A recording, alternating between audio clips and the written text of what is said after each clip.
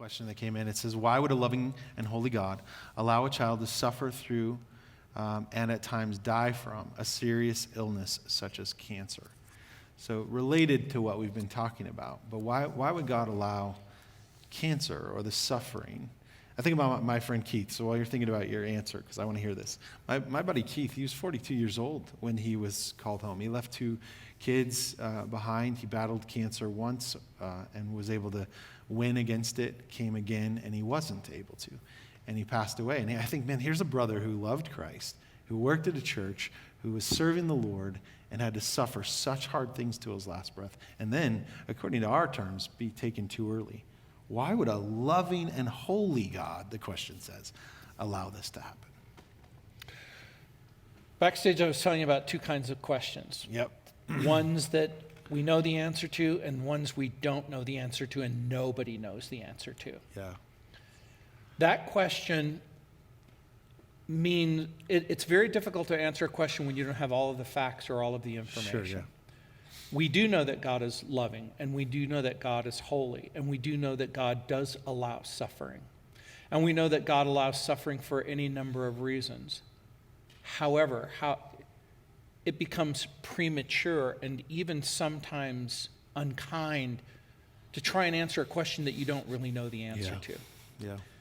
There are principles that we can use to guide us. Talk about that. Does God use suffering? And the answer is yes. Yeah. Does he use God's suffering to draw us near to him? Yes. To trust him? Yes. Rely on him? Yes. To be comforters to other people who need comfort? Yes. I was talking about Joshua chapter 1, be strong and of good courage. I'll be with you wherever you go. When I first read that, I thought, God will go with me wherever I need to go. But my wife was diagnosed with cancer. And I thought, what do we do? How do we deal with cancer in our own life? I forgot about that. And again, we have to submit and trust him. Yeah. And what's interesting to me is I asked this question when I got here.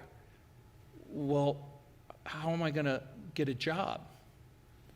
Getting a job was easy. Mm-hmm. Cancer's hard. Where are we going to have the Bible study?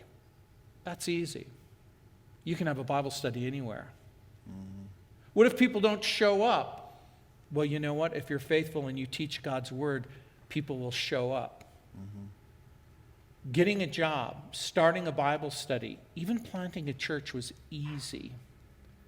Cancer's hard. Yeah. And so, did we grow? Did we learn to trust the Lord more? Now, again, we don't know all of the reasons why God does what he does. And this question about suffering is truly maybe one of the most difficult that could ever be asked. So I guess part of the way I would answer the question is, I don't know. I don't know the complete answer. But I do know in principle that we can trust the Lord, that God has a plan and a purpose in our suffering. And by the way, what you believe about suffering will never be more important than when you suffer, when you have a setback, when you have a trial.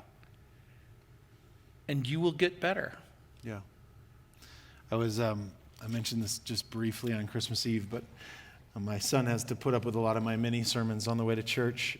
They're not always the same sermon I'm about to preach. Sometimes they're what my heart needs. And on Christmas Eve, we're driving to church, and I was just wanting to know, God, you have glory in the midst of suffering.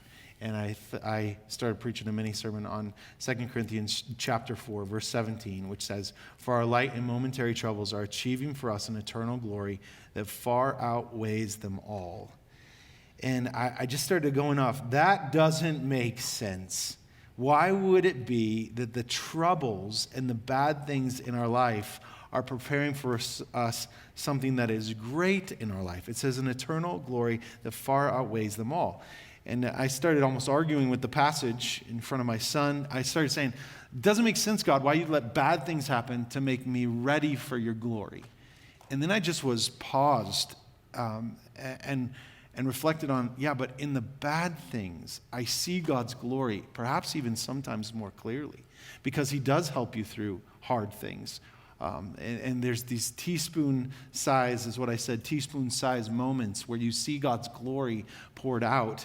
And he got you through that. He got you through that. He got you through that. And teaspoon by teaspoon by teaspoon, we're given pieces of God's glory, only to then arrive at the eternal weight of glory and be given an Olympic-size swimming pool of God's glory that we will have for all. It's hard for us to imagine that God can glorify himself through disease or being handicapped. I'm trying to remember the first name of the guy. His name is Wojciech. He was born without arms and legs. No legs, yeah. Yeah, and he has this... Nick, I think it's Nick. Nick Wojciech, yeah.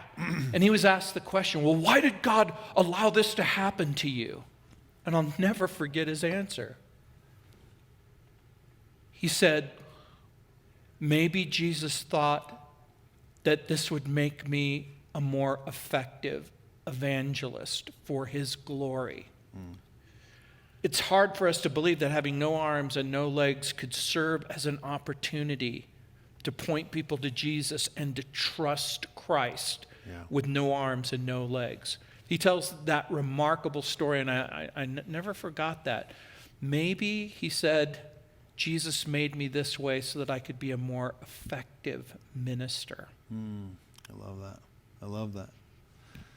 That's amazing. That's good.